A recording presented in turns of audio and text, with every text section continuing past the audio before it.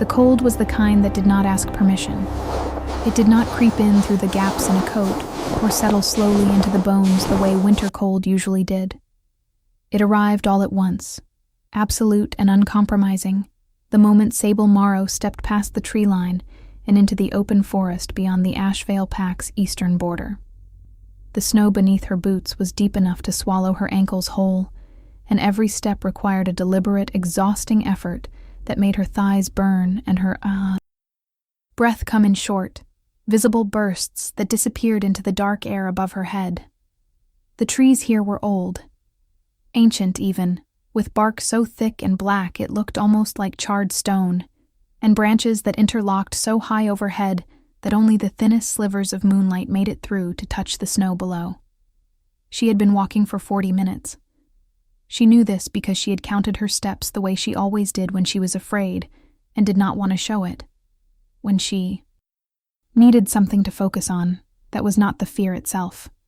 "Patrol the eastern ridge," Alphacord had said, standing before the entire Ashvale pack in the Great Hall, with his arms crossed and his voice carrying the kind of casual contempt that only comes naturally to men who have never once been questioned. "Alone. If you cannot handle a simple patrol, perhaps we should revisit whether you belong here at all." He had not looked at her when he said that last part. He had looked at the assembled pack members instead, inviting them to share in the joke of it, and many of them had. She had heard the laughter following her out of the hall and down the stone corridor, and all the way to the armory where she had collected her jacket and her boots, and her complete lack of anything resembling a weapon. Because Sable Morrow did not shift. She had never shifted. In 23 years of living among wolves, she had never once felt the creature inside her that every other pack member described as a second self, a shadow soul, something that pressed against the inside of the skin and longed to be released. She felt nothing. She had always felt nothing. And she had spent the better part of her life learning how to make that nothing look like a choice rather than a deficiency. She was not afraid of the forest. That was the truth she held on to as she walked, the one fact she could verify with certainty, because her body was cold and tired, but not trembling with terror. She had walked this ridge dozens of times over the years, always in daylight, always with at least one other pack member, and always within the safe perimeter that Alphacord had established as Ashvale territory. What she had never done was walk past the boundary markers, the old stone cairns that the pack maintained at the edge of their land, each one topped with a carved wolf's head, served as both a territorial declaration and a warning. Beyond them was Duskfang land, and Duskfang wolves were not, under any interpretation of any standing treaty, known for their gentleness toward trespassers. She stopped when she reached the first cairn and stood there for a moment, breathing, watching the forest beyond it, the way one watches a dark doorway in an unfamiliar house. She was supposed to patrol the ridge. The ridge extended beyond the boundary. Alphacord knew that. He had sent her here knowing that, and she understood with a clarity that was almost peaceful that the patrol was never meant to be completed. It was meant to be an ending. Her ending, perhaps, or simply the ending of his obligation to pretend she belonged. She stepped past the cairn. She kept walking. If you are enjoying this story, do not forget to leave a like and subscribe to the channel for more emotional stories like this one. The first wolf appeared between two trees to her left. She saw it in her peripheral vision, a shape too large and too deliberate to be anything else, and she turned slowly because running was not an option, and sudden movements were never wise, and because some part of her had already accepted that this was happening. The wolf was enormous. Even at 30 feet, it was clearly larger than any Ashvale wolf she had ever seen, with fur the color of a storm cloud and eyes that caught the moonlight and held it in a way that seemed almost intentional, almost communicative. It was not growling. It was not crouching into a hunting posture. It was simply standing there, watching her with an expression she could not name because wolves did not have expressions. Not really. Not in the way that people meant when they used the word. And yet there was something in the way it held itself that she could only describe, privately and with full awareness that it made no rational sense, as recognition. The second wolf came from her right, then a third, from directly ahead, stepping out from behind a tree so broad its trunk could have hidden 4 of her standing side by side. Then a fourth, a fifth.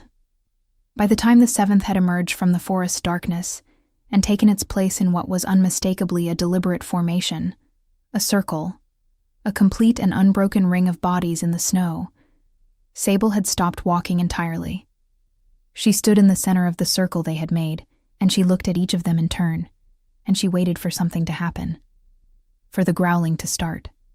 For the charge. For whatever it was that Dusk Fang wolves did to lone trespassers on a midwinter night in their own forest. She waited. The wolves waited with her. The forest was extraordinarily quiet. The kind of quiet that only exists when every living thing in a given space has collectively decided to hold its breath. And in that quiet, Sable became aware of something she could not immediately explain. The wolves were not threatening her. They were not posturing or circling or making any of the territorial displays she had grown up watching in the Ashvale compound. They were simply present, around her, and one by one, beginning with the storm-gray one to her left and moving clockwise through the circle, each of them lowered their massive head toward the snow. Not all the way to the ground. Just enough. Just a tilt, a dip, a gesture so deliberate it stopped her breathing entirely because she knew what that gesture meant. She had seen it performed for Alpha Court on ceremony days. She had seen it performed for visiting dignitaries and high-ranking elders and the rare lichen, royalty that passed through Ashvale land. She had never seen it performed for herself. The wolves in the snow were bowing to her. She stood very still for a long time after that. Long enough for the cold to work its way past her jacket and through her base layers and into the muscle beneath. Long enough for her feet to begin losing sensation at the toes and her fingers to curl instinctively inside her gloves. The wolves did not move. They maintained their circle with a patience that seemed geological, as if they were prepared to stand in the snow for days if that was what the situation required. She thought about running. She thought about it seriously, and then discarded it not because she was brave, but because she was realistic, and realistically, 7 Duskfang wolves could cover the distance between themselves and her before she had taken 3 steps. She thought about screaming for help, and discarded that too, because there was no one within reasonable range to hear her, and because the wolves inexplicably were not hurting her, and screaming seemed like the kind of action that might change that. So she did what she always did when no good options were available. She stood her ground. She breathed. She waited to understand what was happening before she decided what to do about it. She was still waiting when the sound of additional movement in the forest reached her. Footsteps, but not the soft, weight-distributed tread of wolves on snow. Boots. A person moving. Through the trees with the kind of unhurried confidence that comes from absolute certainty that nothing in the surrounding forest poses a threat to you. She tracked the sound with her ears, a habit she had developed over years of living among shifters and learning to compensate for her own lack of supernatural senses with careful attention to the ordinary ones. The figure emerged from the tree line to the north of her circle and stopped. He was tall. That was the first thing she registered. Tall. In a way that was not simply height, but proportion. The kind of physical presence that restructured the space around it and made everything else seem to be slightly the wrong size by comparison. He wore dark clothing that was inadequate for the temperature by any ordinary human standard, a long-sleeved shirt that stretched across shoulders broad enough to cause structural concern, trousers tucked into boots that had clearly walked through worse than this forest on worse nights than this one. His hair was dark, slightly longer than current convention, and his face was the kind of face that painters argued about. Not conventionally handsome in the symmetrical, uncomplicated way of men who had grown up being told they were handsome, but compelling in a way that was harder to categorize. Sharp jaw, heavy brow, eyes that, even at this distance, caught the moonlight exactly the way the wolf's eyes had. Because he was, she understood, exactly what the wolves were, just wearing a different shape at the moment. He looked at the circle of wolves. He looked at her standing in the center of it. He looked at the posture of his wolves, the lowered heads, and the perfect stillness. And something moved across his expression that she could not read from where she stood, but that appeared to cost him some effort to contain. He crossed the distance between them in long, even strides that made no sound on the snow, which should have been physically impossible, and which she filed away under the growing list of things about this night that defied ordinary explanation. He stopped outside the circle. One of the wolves shifted sideways, creating an opening, and he stepped through it and into the space with her. And suddenly the circle that had felt vast and cold and frightening felt much smaller because he was in it, and he was a great deal more present than a person had any right to be. "You are trespassing," he said. His voice was low and even, and carried no particular heat. It was simply a statement of fact, offered in the same tone one might use to observe that the snow was deep or the night was cold. "I am aware," Sable said. Her own voice came out steadier than she had expected, and she was quietly grateful for that. "You are also," he said, and paused. And the pause had a quality to it that she could not immediately identify. "Not afraid." "I did not say that." "You did not have to." He was looking at her with an attention so complete and unblinking that it took conscious effort not to look away. "My wolves circled you 7 minutes ago. You have not moved. Your heart rate is elevated but controlled. You are cold, but you are not panicking." He tilted his head slightly, a gesture that reminded her, with a jolt of cognitive dissonance, of the way the storm-gray wolf had looked at her before lowering its head. Most trespassers at this point are either unconscious from fear or attempting to bargain for their lives. "I considered bargaining," she said. "I did not think it would be productive." Something shifted in his expression then. Not a smile exactly. The architecture of his face did not seem designed for easy smiling, but a change, a slight softening around the eyes, a fractional relaxation of the jaw that conveyed something adjacent to amusement, through means that had nothing to do with the mouth. He studied her for another long moment, and she let him, because she was studying him in return, and it seemed only fair. "What is your name?" he said. It was not quite a question. "Sable Morrow, Ashvale Pack, technically." She paused, though that designation may be in the process of becoming complicated. "Kale Duskfang," he said, and watched her to see what she would do with that information. She did not embarrass herself by gasping or stepping backward, though the effort it took was considerable, because Kale Duskfang was not simply the alpha of the Duskfang pack. He was the high alpha of the Northern Territories, the king of the most powerful Lycan bloodline in recorded history. A man whose name was spoken in Ashvale halls with a complicated mixture of respect and fear, and the particular reverence that people reserve for natural forces they cannot control and have largely given up trying to. He was, by any reasonable accounting, the most powerful supernatural being she had ever stood within 5 feet of, and she was standing within 5 feet of him in the snow in the middle of the night because she had trespassed on his land. Because her alpha had sent her here to die quietly and without troubling the pack's collective conscience. She held his gaze and she breathed, and she said, "I know who you are." "Then you know," he said slowly, as if the words were arriving to him in real time rather than being drawn from any prepared thought. "That I should have very little interest in a lone, shifting-less female from a secondary pack who has wandered past my boundary cairns in the middle of a winter patrol." He paused. "And yet." The words landed in the space between them, with a weight that had nothing to do with their brevity. His eyes moved over her face with an intensity that felt almost physical, like the pressure of a hand, and she watched him work through something internal, watched the precise, controlled expression he wore like armor develop the smallest of fractures. "My wolves bowed to you," he said quietly. Yes, she said. I noticed that. They have never done that, he said. For anyone who was not of royal blood. The silence that followed that statement was very long and very full. The wind had died sometime in the last few minutes, and the forest around them was absolutely still, as if the trees themselves were listening. Sable became aware, in a way she had not been before this moment, of her own heartbeat.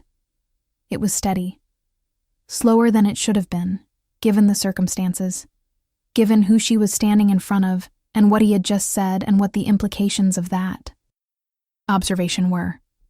Her heart was beating as if it recognized this moment, as if some part of her that lived below conscious thought had been waiting for it.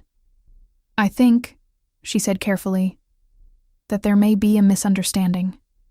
I think, Kale Duskfang said, in a voice that was quieter than it had been, and somehow more precise for the quietness, that there is not. He did not say anything else that night. He escorted her, personally and in silence, back to the Ashvale boundary cairns, and she walked beside him through the snow with 7 enormous wolves flanking them at a respectful distance. And she did not understand what had happened, or what it meant, or why the air between them felt charged in a way she had no vocabulary for. He stopped at the first cairn and looked at her across the invisible line of the border. You will be safe tonight, he said. It was not a question or a comfort. It was a declaration, offered with the same flat certainty with which he had stated his name. After tonight, that is a different conversation. He turned and walked back into his forest, and his wolves went with him, and Sable stood alone at the boundary in the snow for a very long time, before she turned and walked back to Ashvale land, and the complications waiting for her there. The complications arrived faster than she had anticipated, which was to say they arrived before she had even made it back to the pack house. She heard voices when she was still 50 yards from the main building, raised and sharp-edged in the way that pack voices got when something had punctured the usual social management of hierarchy and status, when someone had done or said or been something that the established order did not have a comfortable category for.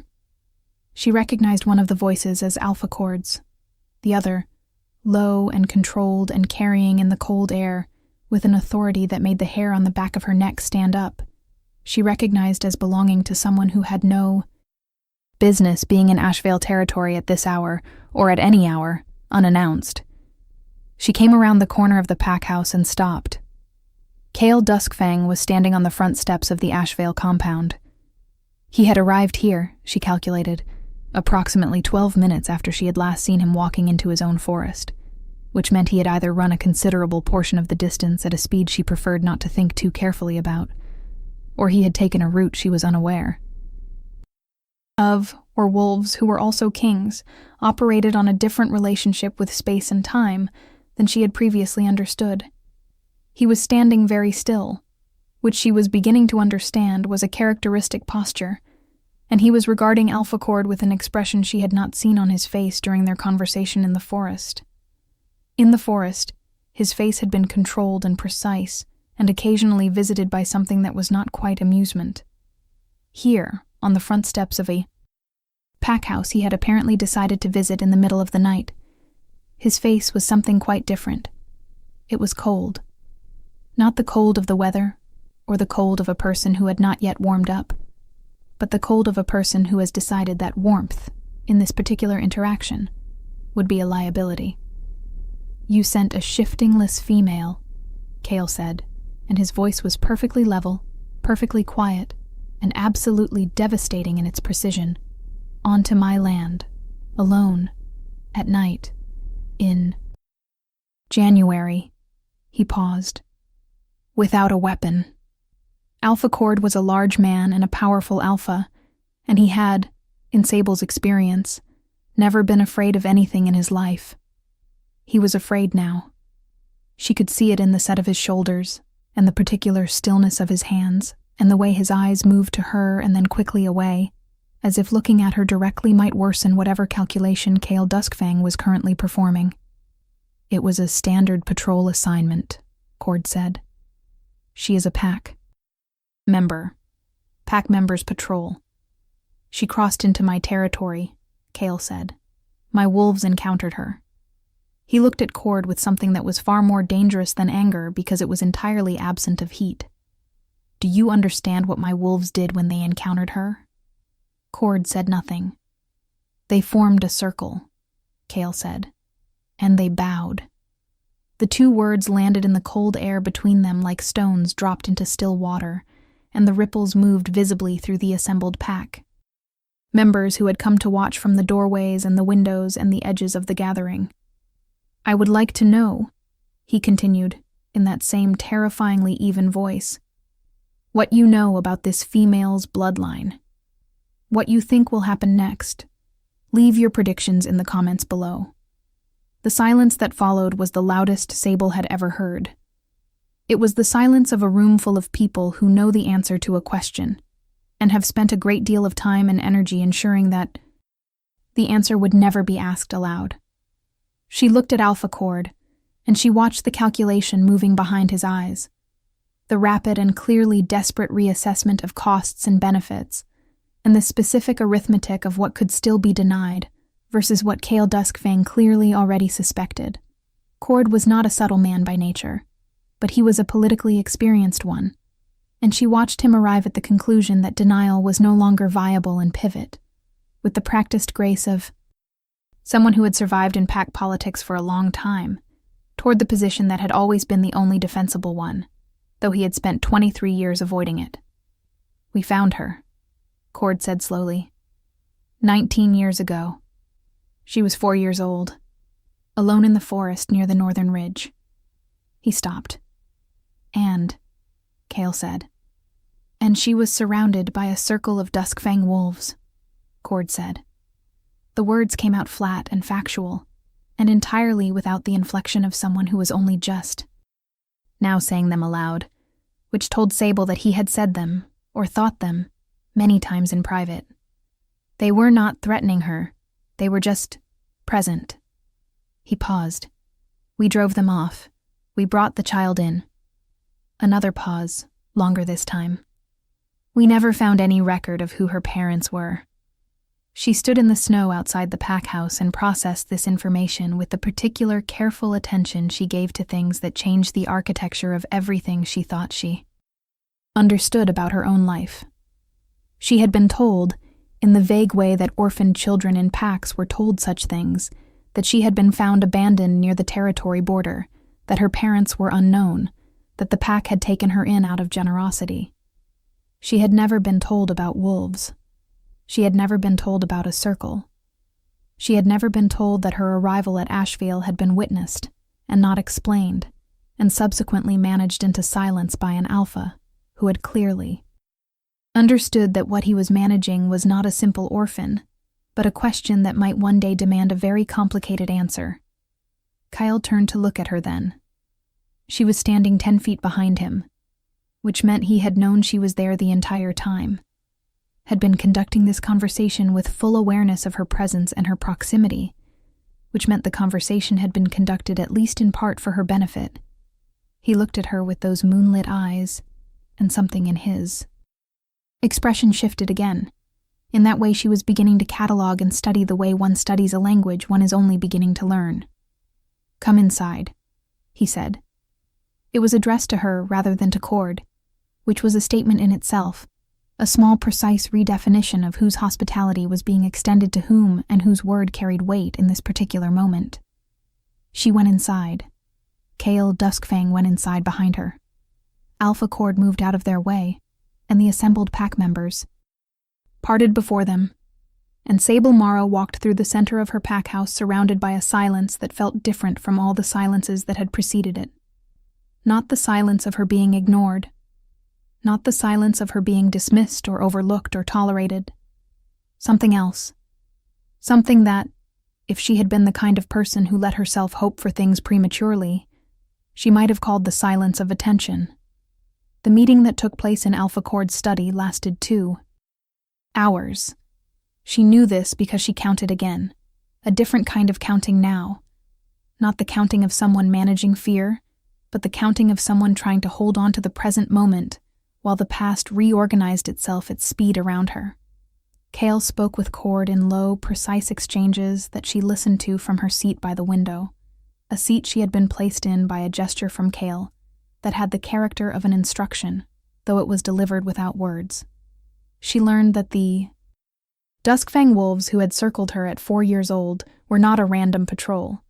She learned that they had been sent, by a king who was not Kale, but his father, to find something. Someone. She learned that the Duskfang royal bloodline carried, in addition to all of the power and history she already knew about, an older thread, a genetic legacy from before the first recorded lichen courts, something the old texts called the primordial line, and that the primordial line had not manifested in any Duskfang royal in 3 generations. She learned that there had been a woman, a scholar and a healer, and a person of extraordinary power, who had left the Duskfang court 19 years ago, under circumstances that were described as complicated, and that Kale's jaw tightened visibly when Cord approached the subject. She did not learn that night the name of the woman who had left, but she absorbed enough to understand that the question of her own parentage was not a simple mystery with a sad answer. It was a complicated mystery with an answer that a great many people had spent a great many years working very hard to ensure she never found.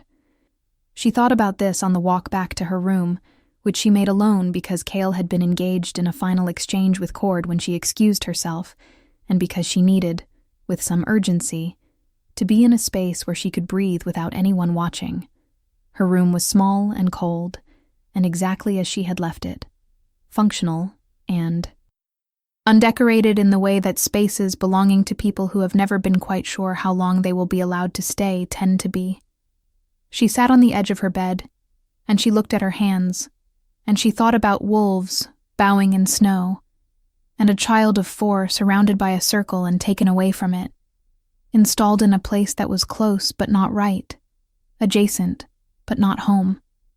She thought about 23 years of feeling nothing, when everyone around her felt their second self pressing against the inside of their skin, and whether the nothing was absence or something she had not yet learned to recognize.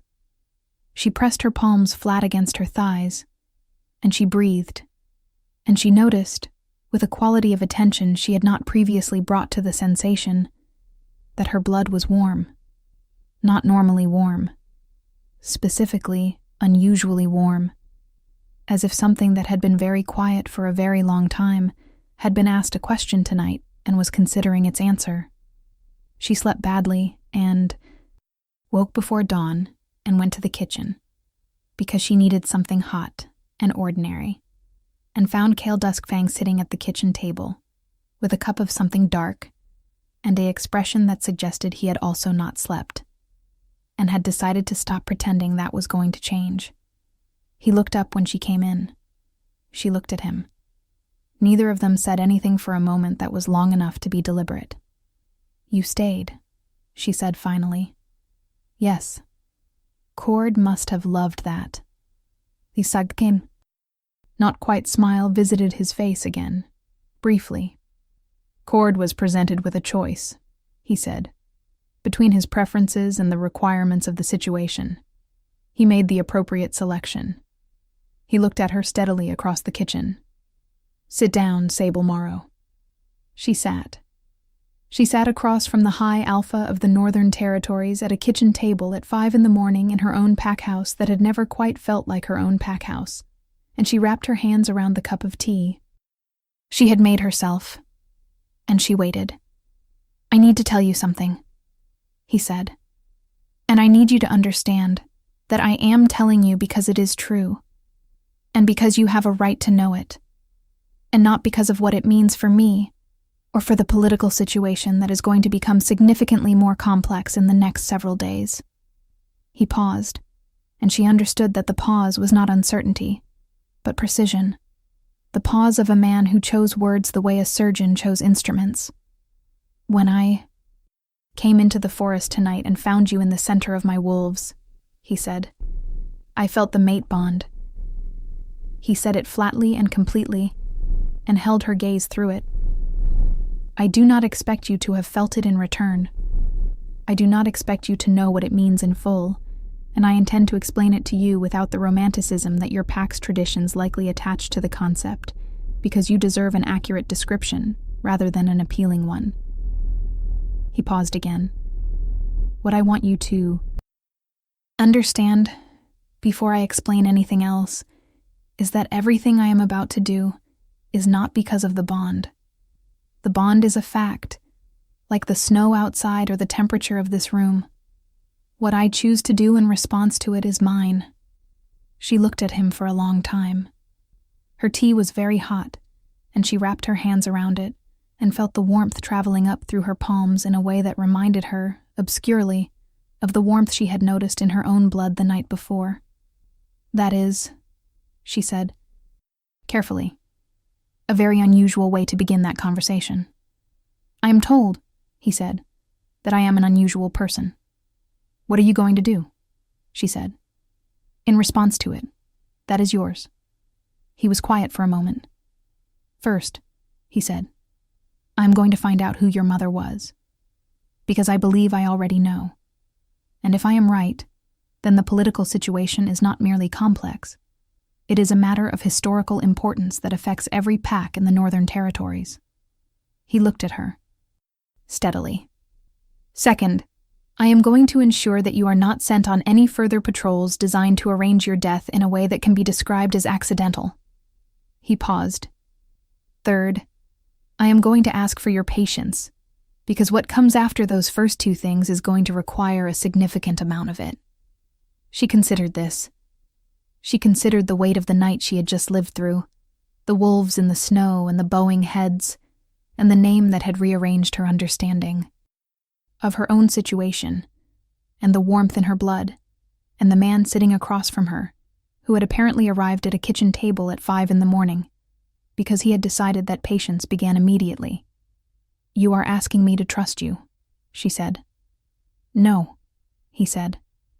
"I am asking you to be willing to consider the possibility that trust might eventually be warranted.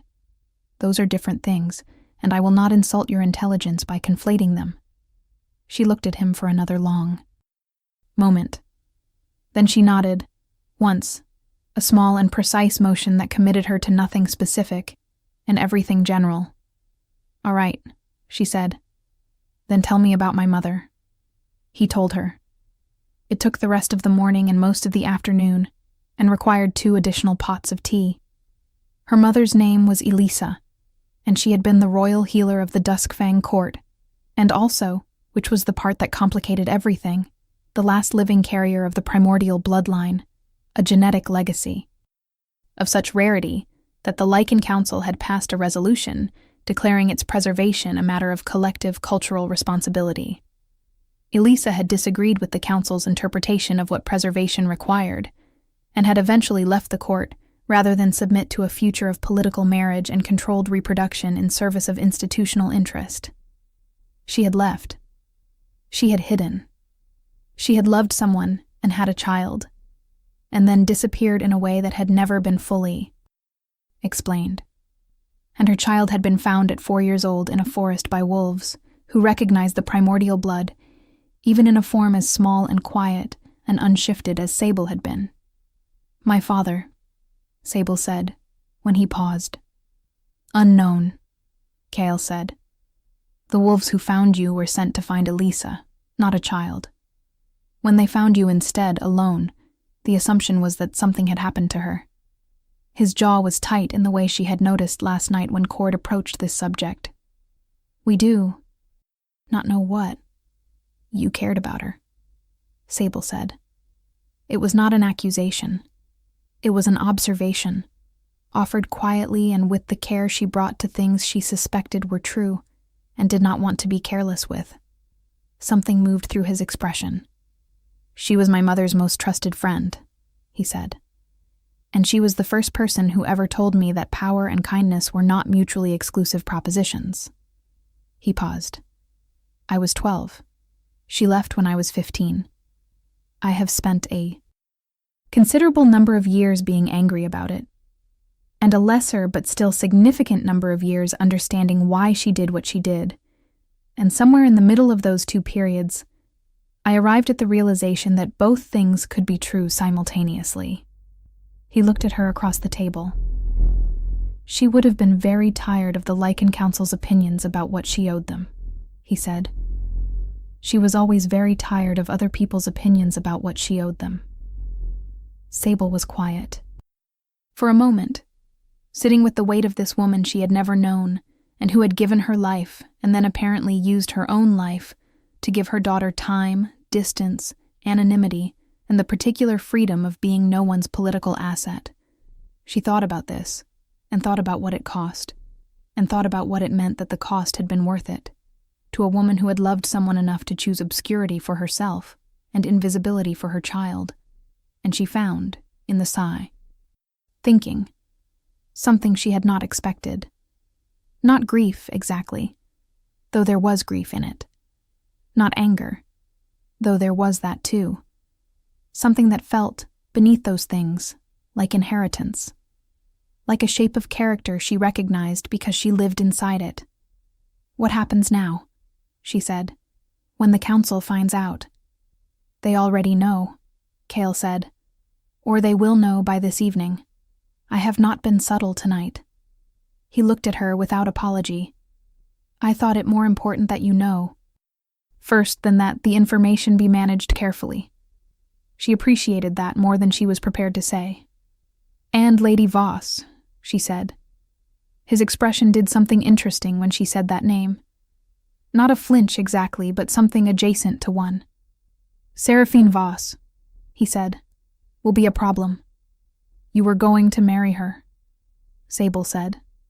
She had heard this, as everyone in the Northern Territories had heard it, in the persistent way that political arrangements in Lycan high society circulated through every level of pack gossip. Lady Seraphine Voss, daughter of the most politically powerful family in the southern provinces, advisor to 3 consecutive Lycan councils, elegant and accomplished and universally described as the inevitable future Queen of Duskfang. The engagement had never been formally announced. In Kale's voice, when he said her name, Sable heard the specific weight of something that had been decided without quite being decided, assumed without being chosen, arranged in the quiet architecture of political expectation rather than in any moment of genuine will. The arrangement, Kale said carefully, was a convenience that served several interests, none of which were mine. He paused. I was not opposed to it in the way that a person is opposed to a thing they actually care about. I was opposed to it in the way that a person is opposed to weather. It seemed futile to object. It may seem less futile now, Sable said. Considerably, he agreed, and, for the first time in the conversation, his voice had something in it that was not purely informational, a warmth at the edges of the precision that she felt, in the way she had felt the warmth in her own blood the night before, something quiet and deliberate making itself known. Lady Seraphine Voss arrived at Ashvale Pack House the following afternoon.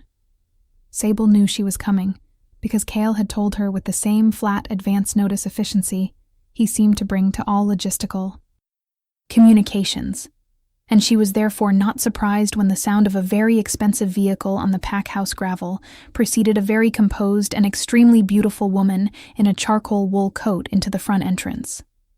Seraphine Voss was everything the gossip had suggested, which was to say she was approximately 40 and looked 30, and carried herself with the particular posture of someone who had never once in her life walked into a room and wondered whether she belonged there. She had dark auburn hair pinned with architectural precision, and the kind of features that appeared in council portraits, sharp and symmetrical and commanding in the way that faces are commanding when the face has spent decades belonging to someone who makes important decisions. She looked at Sable when she came into the entrance hall, and her expression remained perfectly pleasant and entirely blank in the way that extremely controlled people's expressions are blank when they are performing a calculation that they do not want observed. You must be the girl from the forest, she said. Her voice was warm and melodious, and contained absolutely nothing that could be objected to. Sable Morrow, Sable said. Yes, Seraphine said, in a tone that managed to suggest that the name was less interesting than the designation. She turned to Kale, who had appeared at Sable's shoulder with the quiet inevitability of someone who had anticipated this meeting and positioned himself accordingly. Kale, she said, you might have called. I might have, he agreed, without particular apology. The council is discussing, Seraphine said, pivoting smoothly to the register of political business. The implications of the Morrow girl's bloodline. There are some who feel that appropriate steps should be taken immediately. A formal determination of lineage, a council hearing, the standard protocols for a rediscovered primordial carrier. She paused. They are asking whether she will cooperate.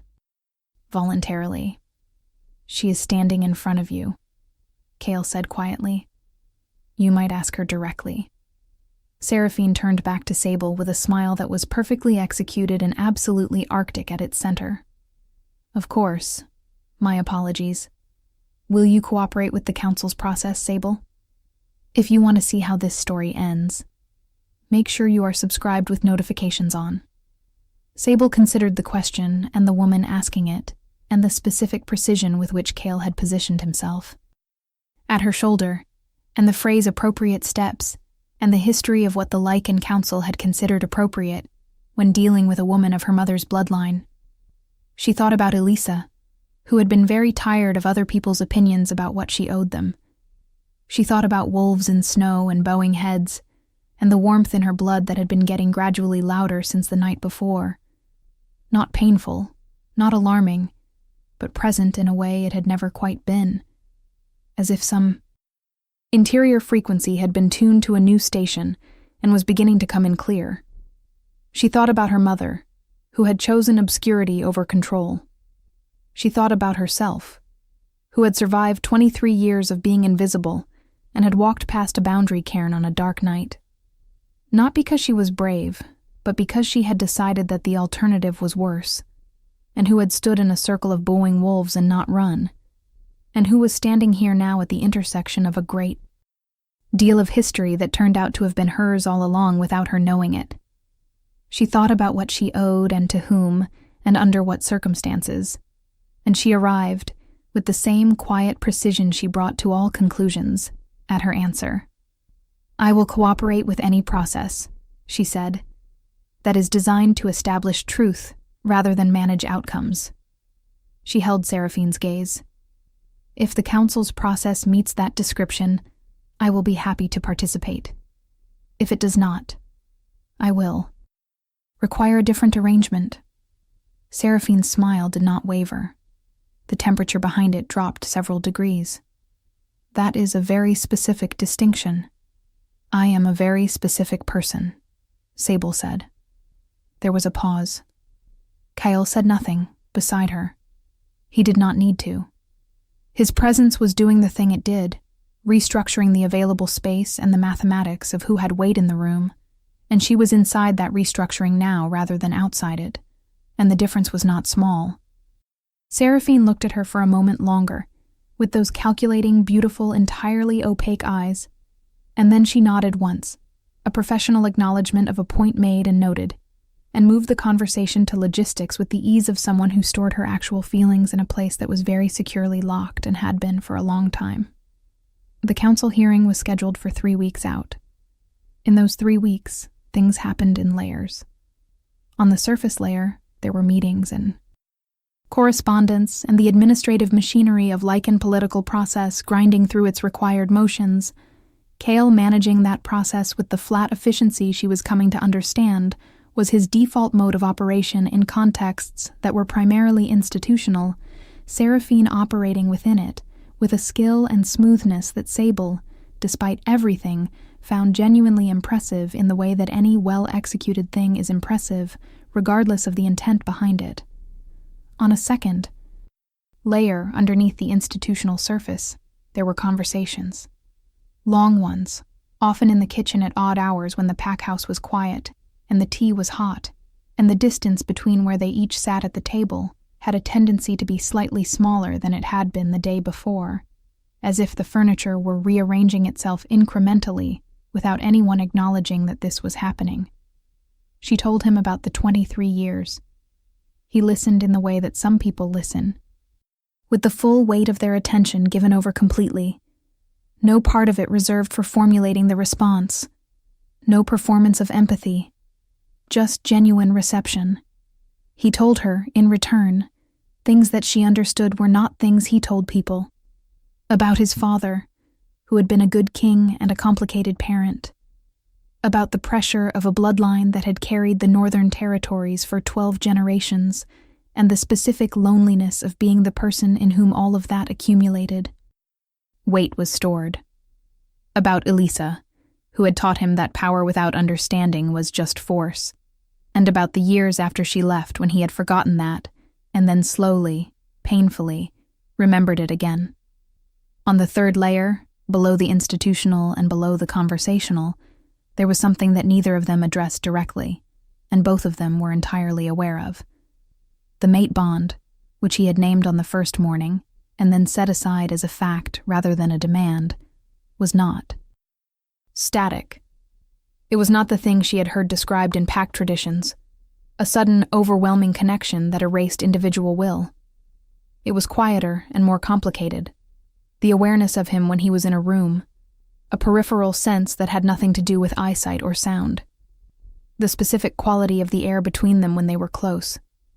Something that vibrated at a frequency she could feel in the back of her throat. The way the warmth in her blood was loudest when he was near. She catalogued these things with the same careful attention she brought to everything, storing them in the part of herself that was always observing and waiting to understand before deciding what to do. And she watched him catalogue them too, in the precision of how he moved when she was present. The specific care he took not to touch her by accident in the narrow spaces of the pack house kitchen. The way his voice was different when he was talking to her. Not softer exactly, but more inhabited. As if more of him was present in it. On the 14th night, she could not sleep, and she went to the kitchen, and he was already there, which had stopped being surprising approximately 10 days ago. She sat down, and she looked at him across the table, and she said, "Tell me what you actually want." He looked at her steadily. "From what specific context?" he said. "From this," she said. "From whatever this is. Not the council process, not the political situation, not the bloodline question. From you. Personally, in the sense of what you would choose if none of those things were determining the available options." He was quiet for a long moment. The kitchen was very still and very warm, the old pack house heating system working harder than usual against the January cold outside, and the light above the table was the low amber light of a place that has been lived in for many years by people who cooked and argued and consoled each other in it. He looked at her, and she watched him arrive, through that characteristic internal precision, at the decision to answer honestly. "You," he said. Simply and completely and without additional architecture. "I would choose to know you, without the timeline and without the political requirement and without the history pressing from every direction. I would choose to sit in this kitchen for long enough to understand every part of how you think." He paused. "I would choose to tell you that the bond is real, and what I feel within it is real, and that those two facts do not require each other to be true, which is something I have only recently understood clearly enough to say." She held his gaze across the table. The warmth in her blood was very present, very articulate, no longer a question being considered but something closer to a conclusion being reached. She said, "I think I felt it too, in the forest. I did not know what it was, but something in me recognized something." She paused. "I want you to know that I am telling you that because it is true, not because I think it obligates either of us to anything." "I know," he said. "That is why I believe you." She reached across the table and she put her hand over his, on the table between them, a gesture that was small and precise and entirely deliberate. And he turned his hand palm up and closed his fingers around hers in a way that made the warmth in her blood articulate itself with sudden clarity. A full sentence rather than a syllable. Something that had been building. For 3 weeks, and perhaps for 23 years, and perhaps for longer than that, if she believed what the old text said about primordial bonds and the patience of blood. She did not pull her hand back. He did not loosen his hold. They sat in the warm kitchen in the middle of a night in January, and the complicated future pressed against the windows from outside, and inside the room, there was something that was quieter and more absolute than any of the noise surrounding it. The council hearing, convened on a morning that was clear and bitterly cold, in the main hall of the Duskfang court, which Sable had never seen before, and which was genuinely remarkable. Stone walls the color of charcoal, 3 stories high, hung with banners in Duskfang blue and gray, old enough to have witnessed the original consolidation of the Northern Territories under Kale's great-grandfather. Long windows looked out on a landscape of snow and dark forest that was both austere and beautiful.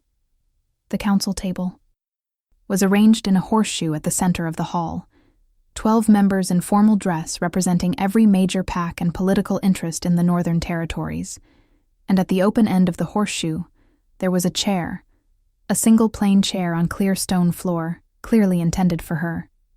She crossed the hall to it, and sat down, and folded her hands in her lap, and looked at the council with the same steady patience she had been practicing, in one form or another, for most of her life. Kale was seated to the side, at the position reserved for the High Alpha when he was present at council proceedings in a non-presiding capacity, and he looked at her once when she sat down, a look that was brief and entirely clear, and then returned his attention to the council without expression. Seraphine Voss was seated at the council table. She was the 3rd member from the left, in a position that represented the southern provinces, and she was dressed in the same architectural precision she brought to everything, and her expression was exactly as pleasant and exactly as opaque as it had been at their first meeting. She had spent the 3 weeks between that meeting and this one being extremely busy, and Sable had followed the results of that busyness with the careful attention she had been developing for this particular political landscape. Seraphine had been working the council, quietly, thoroughly, with the expertise of someone who had been working councils for 30 years and knew exactly which pressure points required direct application and which ones responded better to the long, gentle erosion of suggestion and implication. She had not been working against Sable's legitimacy, which would have been too obvious and too easily countered. She had been working, more subtly and more dangerously, to shape the council's interpretation of what that legitimacy required. The answer she was suggesting, by means of implication and precedent, and the carefully deployed authority of someone who had studied these questions for longer than most council members had been politically active, was management by the council itself, organized by someone with the experience to ensure that primordial power was properly directed. Seraphine, in other words, without ever quite saying Seraphine. It was elegant. Sable had to acknowledge that, internally and without rancor, because elegance deserved acknowledgement regardless of the purpose it served. It was also, she had concluded in the kitchen conversations that had preceded this morning, ultimately insufficient. Not because Seraphine lacked skill or influence, but because the position she was arguing for required the council to accept a particular premise, that primordial power was a resource to be administered rather than a person to be heard. Her mother had refused that premise and walked away from it. Sable had no intention of walking away, because she had spent 23 years on the outside of things she should have been inside of, and she was finished with that. But she had arrived at this hall with a very clear understanding of what she would and would not accept. The council began with the lineage determination, which was the formal part of the proceeding, and the part Kale had prepared her for most thoroughly. Blood testing, conducted by the council's designated healer, a small and precise woman named Elder Tova, who approached the task with the focused detachment of someone who had been doing this for 40 years, and found it no less interesting for the familiarity. The testing took 20 minutes, and the results were as Kale had told her to expect them to be. The primordial bloodline, verified without ambiguity. Her mother's line, traceable through the genetic markers the old records described, present and clear, and apparently, Elder Tova noted with a quality of academic fascination that seemed to temporarily displace her professional neutrality, considerably more concentrated than the Isle. Records had indicated it would be after a generation of dilution through a parent of unknown origin. This observation created a brief pause in the proceedings while the council absorbed it, a pause during which Sable sat quietly in her plain chair and felt the warmth in her blood respond to the formal acknowledgement of what it already knew, and felt something else too, something that was new and that she had been noticing with increasing frequency over the past week, a quality of aliveness in the air around her that had nothing to do with temperature or atmospheric conditions and everything to do with that interior frequency, finally tuning itself fully to a station it had been circling for 23 years. The council discussion began. It was long and technical and conducted in the formal register of Lycan political proceedings, which had its own particular vocabulary that she had been learning from Kale's explanations. She listened to it with complete attention and noted where Seraphine's preparation was visible in the framing of the questions and the precedents being cited, and the particular emphasis being placed on the word management in contexts where a different kind of conversation would have used the word recognition. She noted which council members were following Seraphine's framing and which were following a different thread, one she had also noticed in the preparatory conversations, and which seemed to originate primarily with Elder Tova and two of the older members who represented packs from the deep north, packs whose traditions around primordial blood were significantly less institutional and significantly more attentive to what the blood itself indicated about appropriate arrangements. She waited. She waited with the patience she had practiced for 23 years, and which had never, until very recently, felt like anything other than the management of powerlessness, but which she now understood was its own kind of preparation. She had been preparing, without knowing it, for exactly this room. When the council chair, a broad-shouldered elder named Weston, who had been presiding over Northern Territory proceedings for longer than some of the newer members had been alive, turned to her and said, "Sable Morrow, the council will hear your statement." She was ready. She spoke for 11 minutes. She had prepared the statement carefully and delivered it without rushing and without hesitation and without the apologetic softening she had, for years, added to everything she said in rooms where she was uncertain of her welcome. She was not uncertain of her welcome here in the way she had been uncertain of it in Ashvale pack rooms, because the question of her welcome had been settled before she sat down, settled by the bloodline determination and by Kale's presence and by the bowing of wolves in snow, and she could stand on that settled ground and speak from it without qualification. She told the council what she knew about her mother, including the parts that reflected badly on the council's handling of the situation 19 years ago, delivered without accusation, but without omission, because truth was most effective when complete. She told the council what she understood about her own power, which was that it was real and considerable in hers, and that she was willing to learn what it required and to work in concert with the institutions that governed the Northern Territories, but that she would be doing so as a person with agency and judgment and standing, and not as a resource to be administered by any party whose interest was primarily institutional, rather than genuinely aligned with the good of the territories she intended to be part of. She looked at the council when she said this, and then she looked, briefly and without drama, at Seraphine. And Seraphine looked back at her with those opaque, assessing eyes, and something moved in them that was not quite concession and not quite respect, but contained elements of both. The council deliberated for 4 hours. Sable waited in an anteroom with Kale and Elder Tova, and a pot of tea that none of them drank very much of, and the waiting was different from the waiting she had done before the hearing, because now the thing she was waiting for was not uncertain in the way that things had been uncertain before this month. Before a night in January, when she had walked past a boundary cairn and found herself in the center of something she had not known she was part of. The warmth in her blood was very steady and very present, and it did things, sitting in this anteroom with Kale 3 feet to her left, that she was beginning to understand were communication rather than sensation. Her body telling her something that her mind was still in the process of formulating into language. He looked at her after the first hour of waiting and said, quietly, and in a register that was for her alone, "How are you?"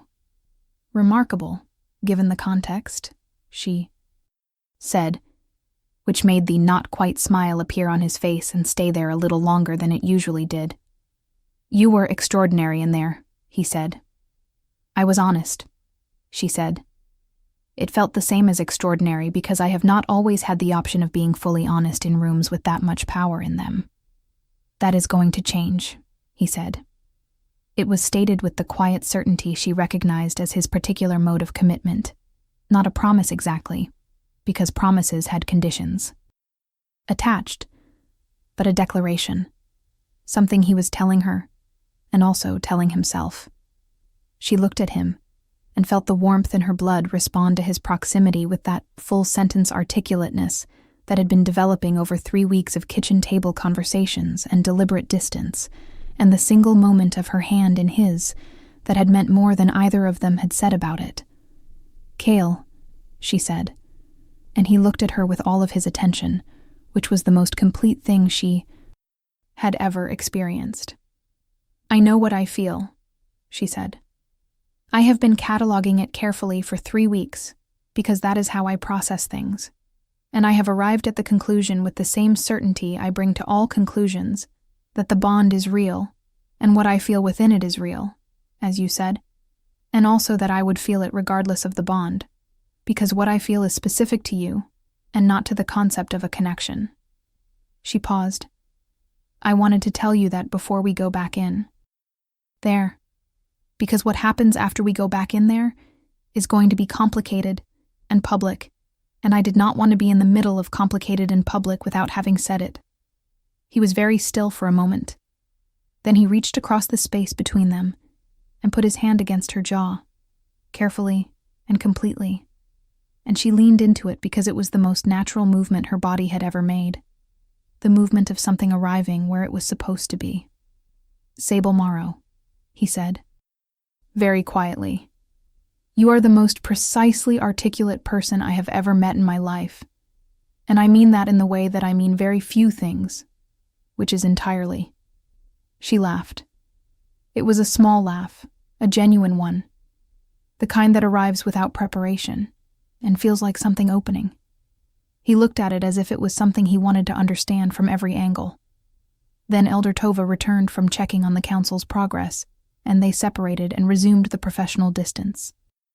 Appropriate to an anteroom adjacent to a significant political proceeding, but the separation felt different from previous separations, lighter and less complete, as if the physical distance no longer required the full commitment of everything else.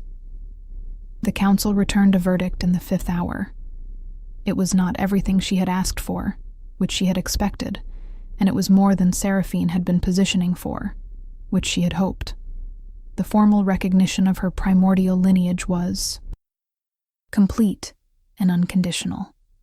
The question of guardianship or management, the word Seraphine had been so carefully cultivating, was resolved in language that recognized her autonomy and her standing while establishing a framework for collaboration with the council on questions that affected the territories broadly. She would have a seat. Not the seat that Seraphine had been positioning for, the managed assets seat, but a seat of genuine standing, with the right to speak and the obligation to be heard. It was a beginning. It was an honest beginning, which was more than most political beginnings were, and she received it as one, without overinterpreting the victory or underestimating the work that remained. Seraphine approached her after the hall had begun to clear, when most of the council members had already moved to the reception that followed these proceedings, and the great charcoal stone room was quieter and more itself. She came across the cleared floor with her charcoal wool coat, and her perfect posture and her opaque eyes, and she stopped 3 feet from Sable, and she said, without preamble, "You are not what I expected." "What did you expect?" Sable said. Someone easier to manage, Seraphine said, with a directness that was so sudden and so unframed that Sable nearly laughed again. Or someone easier to dismiss. I had prepared for both. She paused. You were neither. My mother was neither, Sable said. I gather that is a family tendency. Seraphine's expression that was complicated and genuine, and the first thing Sable had seen on her face that was not performed. Elisa Morrow was the most difficult person I have ever had the experience of fundamentally disagreeing with, she said. I mean that as precisely the kind of compliment it sounds like. She was quiet for a moment. She would have been extremely irritating to argue with at this proceeding. Yes, Sable said. I think she would have. There was a pause between them that was different from their previous pauses, less charged with opposition, and more with the particular complexity of two people who will not be friends, and who both understand why and who can, perhaps, arrive at something that is not friendship, but is also not simply opposition. Seraphine nodded once, with the professional precision of someone who has been in rooms like this one for 30 years and knows exactly what each gesture means and commits to none of them lightly. I will be watching your conduct on the council, she said, with significant attention. I expect nothing less, Sable said. Seraphine left.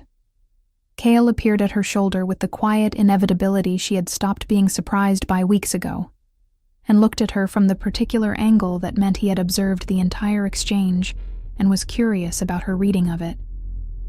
That was, he said, unexpected. She is more interesting than I initially gave her credit for, Sable said. I think she is a person who does genuinely difficult things in service of goals she believes in, and the problem is that her goals have primarily been her own advancement. She paused. That is a solvable problem, under the right conditions. You are already thinking about the council, he said, in a tone that was not quite surprise and more than admiration. I am always thinking, she said. It is a well-established pattern.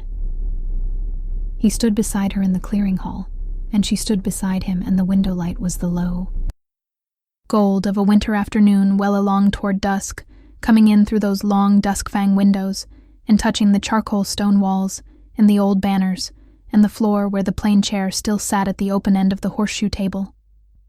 She looked at the chair, and she thought about sitting in it and speaking from the ground of knowing who she was. And she thought about Elisa, who had walked away from this hall rather than accept a chair that was not a seat at the table, but a position on a shelf. And she thought about herself, who had walked in and taken a different chair instead, one that she had made into something real by speaking honestly in it. And she felt the warmth in her blood settle into something that was not the building urgency of the past 3 weeks, but something steadier and longer, the warmth of a thing that has arrived and is prepared to remain. What happens next? She said. Kale looked at her. The winter light was in his eyes, which she had stopped trying to describe precisely because the description kept coming out either insufficient or excessive, and in the light they were the color of the forest at night, dark and deep and specific. The council work, he said, which will be considerable and occasionally infuriating, and which I think you will be very good at despite finding parts of it maddening. He paused. The question of your power, which Elder Tova wants to work with you on, and which I believe will surprise you in the ways that true things tend to, not because they are strange, but because they are ours and we did not know it yet. He looked at her steadily. And us. Whatever form that takes, at the pace that makes sense for two people who have arrived at something real through unusual circumstances, and who are both, I think, in favor of being careful with real things. She looked at him for a long moment, in the clearing hall in the winter light, and she thought about the forest in January, and the wolves in the snow and the cold, and the bowing, and the name she had been given, and not known, and the mother she had lost before she could remember having her, and the warmth in her blood that had been quiet for 23 years, and was quiet no longer.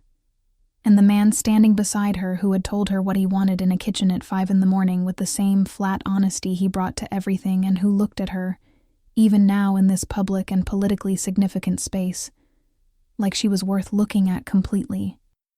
She thought about all of that, and she said, "I am in favor of being careful with real things." "Good," he said. And then, because he was who he was, he said nothing else.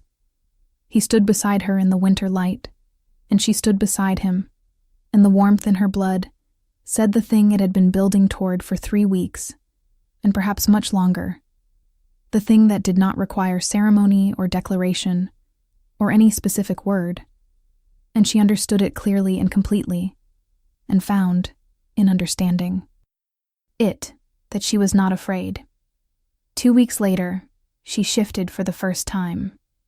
She had not been trying to. She had been in the Dusk Fang forest, in the early morning light, walking in the specific, purposeful, aimless way she walked when she was thinking through something complex, which was the Council's proposed structure for integrating primordial bloodline guidance into the territorial health framework, and specifically the parts of it she thought were well-intentioned and poorly designed. She was thinking hard enough that she was not particularly paying attention to the cold or the light, or the way the snow had taken on the particular blue of early morning just before the sun fully cleared the tree line. And then something shifted in her blood, that interior frequency, and then something shifted in everything.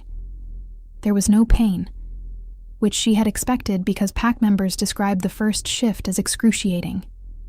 There was just a change, a structural change, something becoming something else with a completeness and a naturalness that felt like the resolution of a very long question. And then she was not standing in the snow on 2 feet, but on 4. And the forest was entirely different. The cold was entirely different. She could smell the individual trees. She could hear the specific signature of each bird's wings in the branches overhead. She could feel the precise weight and composition of the snow under her paws, which were large, she noted with a corner of awareness that was still her analytical self, cataloging the experience. Considerably larger than they had any right to be given that she had spent 23 years not shifting. She stood in the early morning snow in the Dusk Fang forest, and she breathed in the winter air through senses she had not known she had, and she thought, clearly and simply, "There you are." As if she were greeting something she had been expecting for a very long time. Kale found her 20 minutes later. She heard him coming before she saw him, heard the specific sound of him moving through the forest that she had learned to recognize in its human form, and which was different now, richer, his scent on the cold air, something she could not have articulated in language, but which her blood recognized with the full, unambiguous confidence of the mate, bond meeting itself on new terms. He came around a stand of old birch trees and stopped when he saw her, and she watched something happen to his face that was not the not-quite smile, and not the controlled precision, and not any of the other expressions she had catalogued and filed. It was something simpler and more unguarded than all of those things, something that lived below the architecture of his public self, and that she was almost certain very few people had ever been given access to. He looked at her in the snow in the early morning light, and she saw, plainly and completely, that he was overwhelmed, and that he was not trying to manage it. She shifted back, because she wanted to be able to speak to him, and the shift back was as natural as the first one had been, the same quality of something settling rather than changing. And she stood in the snow in her human form in the early morning cold, and she said, "I found the wolf." "I see that," he said, in a voice that was not entirely steady.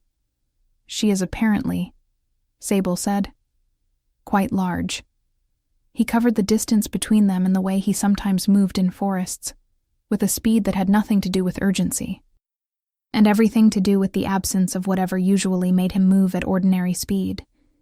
And he stopped in front of her and put both his hands on her face and looked at her with those forest dark eyes. And she looked back at him, and the warmth in her blood was not building, or resolving or articulating itself in one direction or another. It was simply present, fully and steadily, and permanently present, the way a person is present when they have arrived somewhere they intend to remain. "Sable," he said. "I know," she said. He kissed her in the snow in the Dusk Fang forest in the early morning, and it was not a complicated thing, which was remarkable given the extraordinary complexity of everything that had preceded it. It was simple and complete and specific. A greeting and a recognition, and a declaration in one gesture. The kind of thing that does not require ceremony, because it is itself the ceremony, the oldest kind, the kind that blood and bone and 23 years of preparation have been building toward without anyone needing to announce it. She kissed him back with the same completeness, and she felt the mate bond close like a door that had always been there being gently shut from the inside, a sealing rather than a locking, a completion rather than a confinement. The snow was very white around them. The forest was very still. The winter light came through the trees in long cold bars that turned gold at the edges where they hit the snow. And somewhere in the branches, above them, a bird made one sharp clarifying note, and then was quiet. And in the quiet there was everything that there always is in the quiet of a thing that has finally arrived. The specific warm weight of presence, the deep particular relief of recognition, and the beginning, clean and unhurried and entirely real, of whatever comes next. If this story touched your heart, share it with someone who loves epic romance. Tell me in the comments, did you see this ending coming?